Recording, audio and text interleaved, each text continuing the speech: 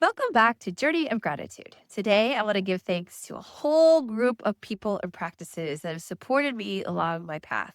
The body workers, the float meditation studios, the massage therapists, the acupuncturists, and everyone else who's helped me come back home to my body. These modalities have all shown me one important truth that healing isn't just energetic or emotional, it's physical too. It's how we treat ourselves, right? It's the act of true self love that says, my body matters. So let's start with massage.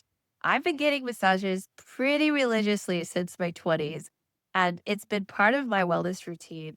And honestly, part of my sanity routine from all my stress. I can't tell you how many times someone has said to me over the past, "Oh, that must be nice. What a luxury." And when I mention getting a massage, and all I want to say is, you have no idea. It is not just a luxury. And sometimes it's really painful. It's about body maintenance. It's about emotional release. It's therapy, just with oil and soft music and sometimes lotions. Massage has helped me through so many phases of my life. It's been the one thing that has definitely kept me grounded when I felt like I was floating too far out energetically instead of being here in human form. It's helped me clear deep inner child wounding because, yeah, massage is absolutely emotional release. It's somatic. It helps move energy and memory that's been trapped in the body under layers of tissue, bone, muscle for years, and sometimes for lifetimes. There have been sessions where I've cried on the table. It's embarrassing, but and others where I've totally laughed uncontrollably. But both are healing, and massage isn't just for relaxation. Some people, it's physical therapy. It's the thing that really helps them walk again, or move without pain, or breathe a little easier in their lungs. It keeps blood flowing, it keeps the nervous system regulated, and reminds you that your body deserves care. It's an act of total respect. So now let's talk about acupuncture.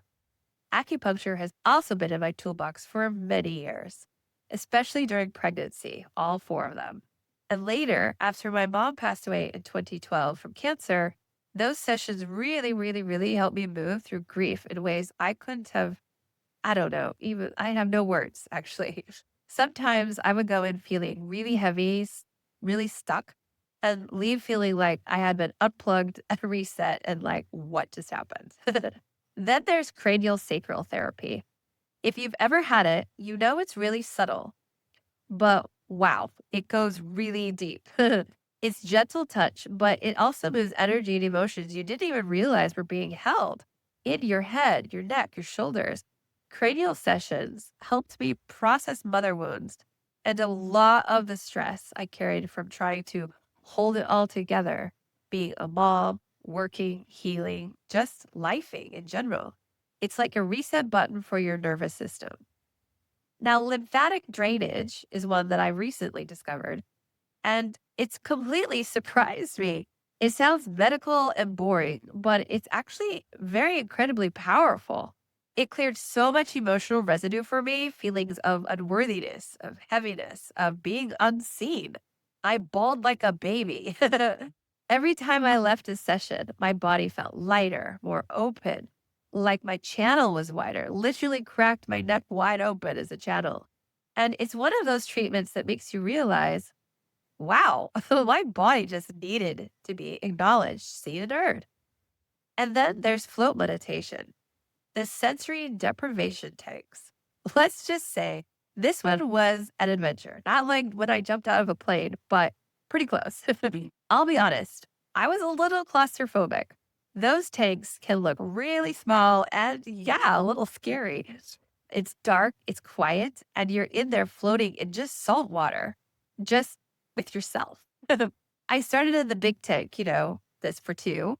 The door's wide open, lights still on. And then each session visit, I closed the door a little more. And one day I was ready to try the smaller tank. And then she opened the door and I looked and I said, not today.